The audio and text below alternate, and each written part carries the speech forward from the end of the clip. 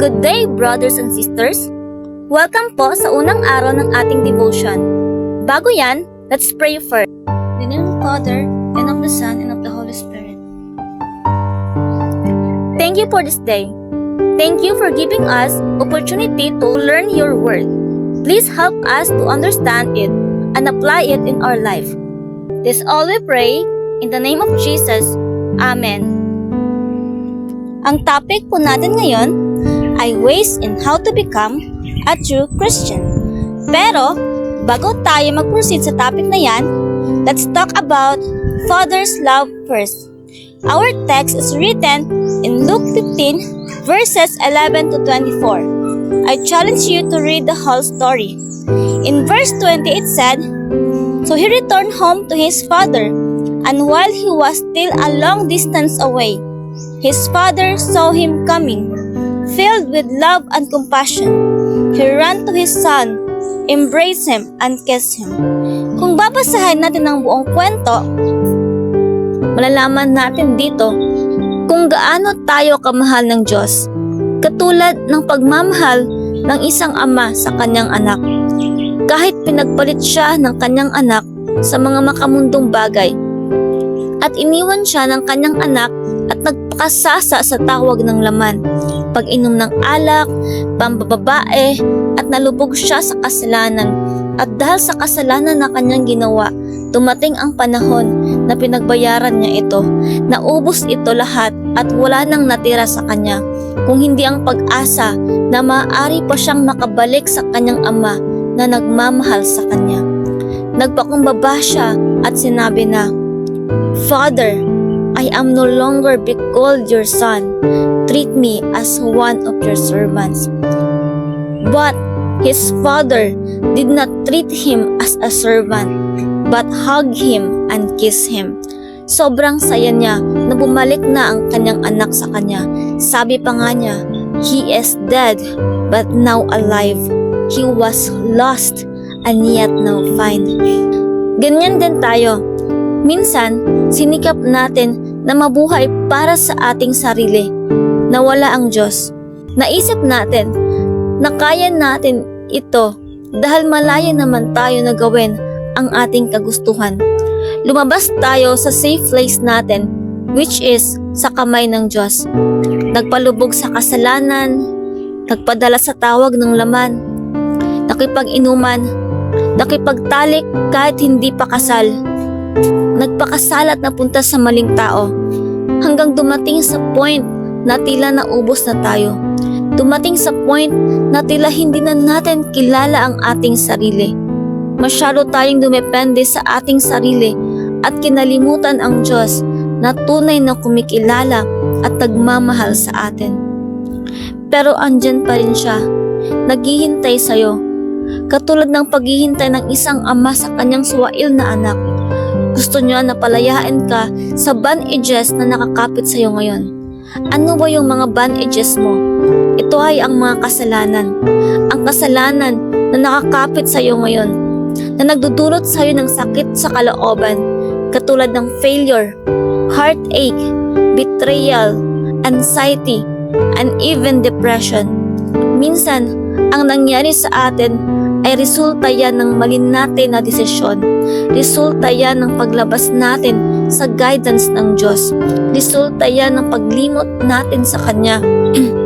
Hinayaan niya na mangyari ng Diyos sa iyo para ma-realize mo na kailangan mo siya. Kaya nadadala tayo sa ating emotions kasi lumabas tayo sa guidance ng Diyos. Hindi natin pinili na magtiwala sa mga promises niya. God's words is available to us, but sometimes we choose to ignore it kasi gusto natin na mas masunod ang ating mga gusto kahit against ito sa will ni Lord. Paano natin madidiscover ang will niya pag hindi natin ito piliin na i-discover? Tandaan mo na ang will ni Lord is ito. Free yourself from bondages. I-surrender mo na yan. Alisin mo na yan sa buhay mo. Imbitahan mo ang Holy Spirit na tumira sa iyo. Kaya nadadala tayo sa ating emotion kasi wala sa atin ang Holy Spirit. Ang Holy Spirit ang ating comforter. Kapag nasa atin ang Holy Spirit, mararamdaman natin ang kanyang mga bunga. Ito ay ang love, peace, joy, etc. Kaya hinahamon kita na imbitahan mo ngayon ang banal na Espiritu at mararamdaman mo ang kasiyahan na kay tagal mo nang hinahanap, ang kapayapaan na hindi kayang pantayan ng mundo, ang love na kay tagal mo nang hinihintay. Sa Panginoong Hesus lamang iyon. Si Lord lang ang nagmamahal sa iyo nang higit pa sa inaasahan mo. Kaya huwag ka nang mag-expect sa mundo. You will just get disappointed. Kaya tayo nasasaktan kasi nag-e-expect tayo ng love sa tao. Nag-e-expect tayo na acceptance sa mundo. Pero kapag na-fail tayo sa paghahanap, we think agad na hindi tayo worthy, na walang nagmamahal sa atin. At kapag hindi na natin kaya ang pain, sumusuko agad tayo. Yun ay dahil wala ang comfort ng Holy Spirit. Tandaan nyo, kung wala ang Holy Spirit, madadala tayo sa emotion natin. Nadarating sa punto na tila nauubos na tayo, na para bang nauupos na kandila at wala ng pag-asa. Pero alam mo ba, may good news ako sa iyo, kapatid. God is waiting for you right now. Come back to Him and He will make you free from all your bondages. Free yourself from putting others more important than God. Sa devotion na ito, mga kapatid, pag-uusapan natin kung paano nga ba maging true Christian at ano ang sukatan para masabi mo sa sarili mo na ikaw ay ganap na ngang totoong Kristiyano. Una sa lahat, tulad ng napag-usapan na natin kanina, walang sinumang Kristiyano ang nagpapatuloy sa kasalanan. Paano natin malalaman na tayo ay nabubuhay na sa liwanag? Ating basahin ang sulat ni San Juan sa unang Juan verse 5 to 10. Mamuhay ayon sa liwanag. Verse 5. Ito ang aming narinig sa kanyang anak at ipinahayag naman namin sa inyo. Ang Diyos ay liwanag at walang anumang kadiliman sa Kanya. Kung sinasabi natin na tayo ay may pakikiisa sa Kanya, ngunit namumuhay naman tayo sa kadiliman, nagsisinungaling tayo at hindi namumuhay ayon sa katotohanan. Ngunit kung namumuhay tayo sa liwanag, gaya niya na nasa liwanag, tayo nagkakaisa at ang lahat ng ating kasalanan ay nililinis ng dugo na Jesus na Kanyang anak. Kung sinasabi nating tayo walang kasalanan, dinadayan natin ang ating sarili at wala sa atin ng katotohanan. Subalit kung ipinapahayag natin ang ating mga kasalanan, patatawarin tayo ng Diyos sa mga ito at lilinisin tayo sa lahat ng ating kasalanan sapagkat Siya ay tapat at matuwid. Kung sinasabi nating hindi tayo nagkasala, ginagawa nating sinungaling ang Diyos at wala sa atin ang Kanyang salita. Paano natin malalaman na ang Diyos talaga ay nasa atin? Dahil ba sinabi ng nagtuturo sa atin? O dahil sinabi mismo ng Diyos sa Kanyang salita?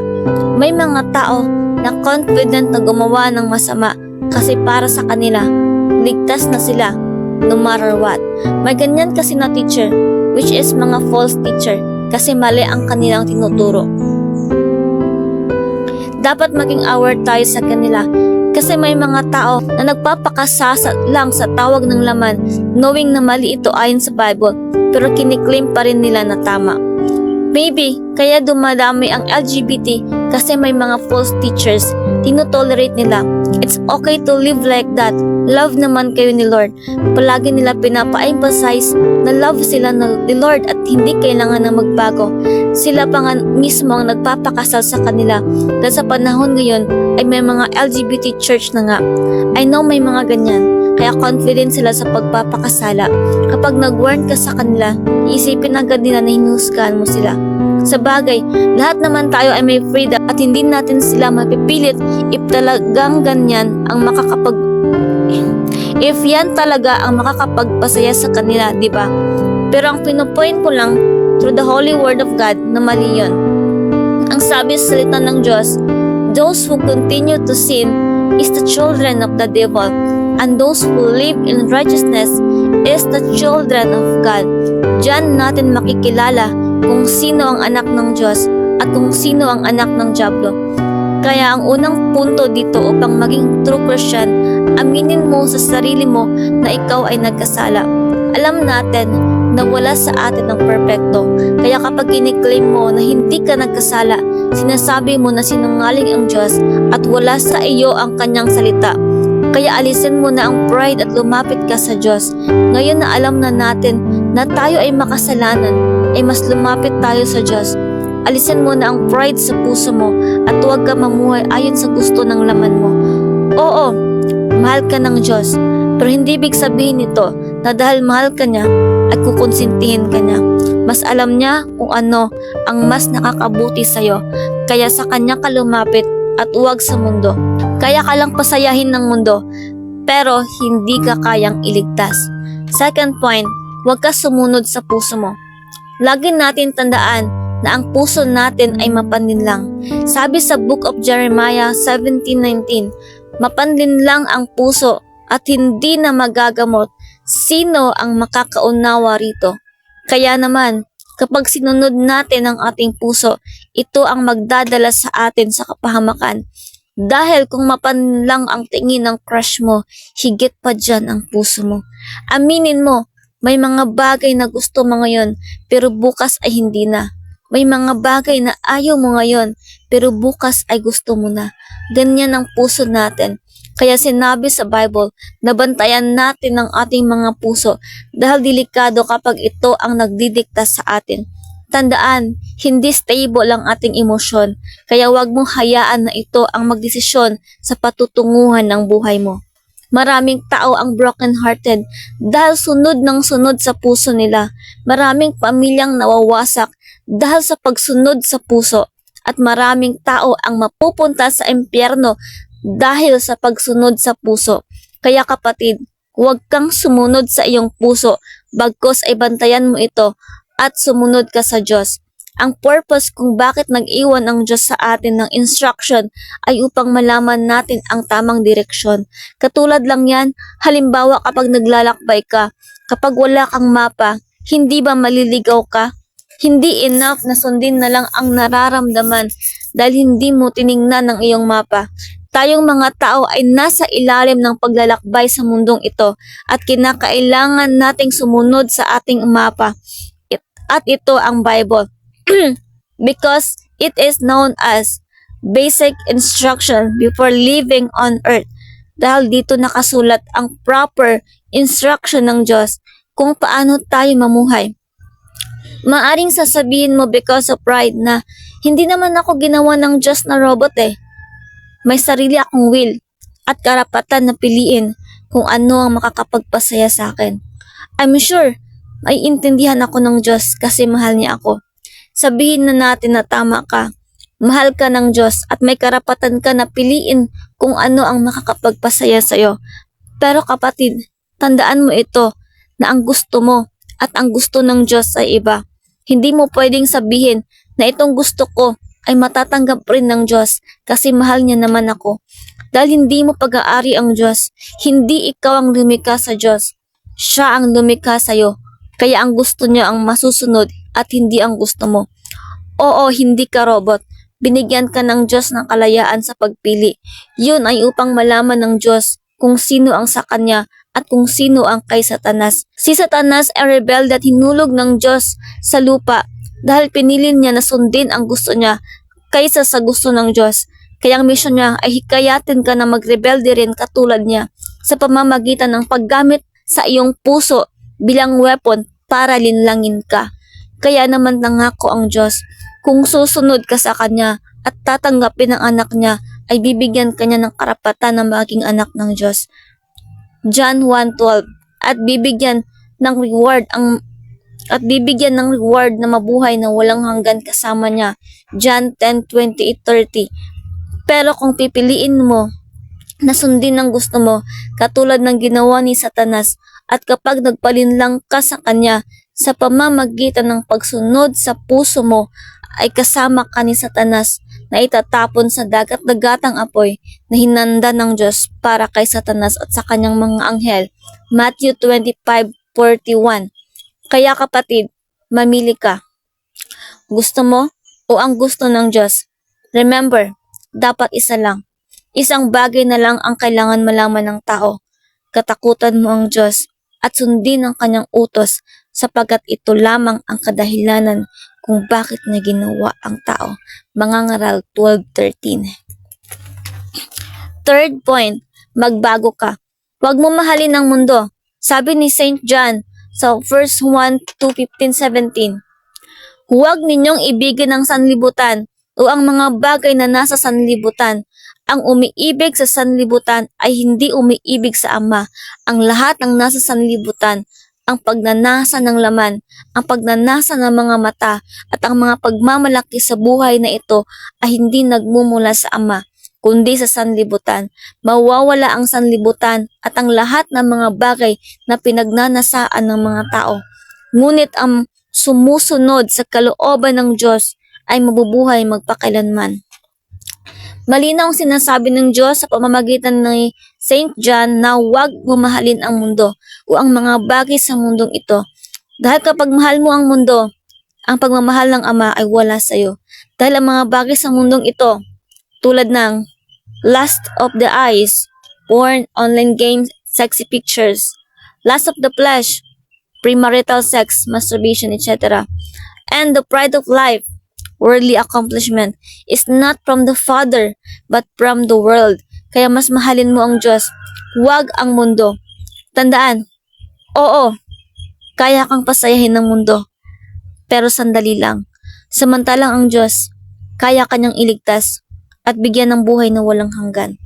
Kaya tigilan mo na ang paghahanap ng atensyon sa mga tao na wala namang madudulot na maganda sa buhay mo. Mas mahalin mo ang Diyos na nagbigay ng buhay at nagmamahal sa iyo ng totoo. At ang pang-apat na point, mahalin mo ang kapwa mo. Kasi kung babasahin nyo talaga ang whole chapter ng 1 John, pinapa-emphasize doon ni St. John na we should love one another. Kasi doon natin ma-recognize kung ang Diyos ay nasa buhay talaga natin if we love one another. Kasi sabi dyan, anyone who hates his brother and sister is a murderer. Just like Cain, di ba, na pinatay si Abel. How can we claim that we love God if we hate our brother or sister? At dito po nagtatapos ang devotion natin ngayong araw. Maraming salamat po sa inyong pagkikinig. Magdasal po tayo.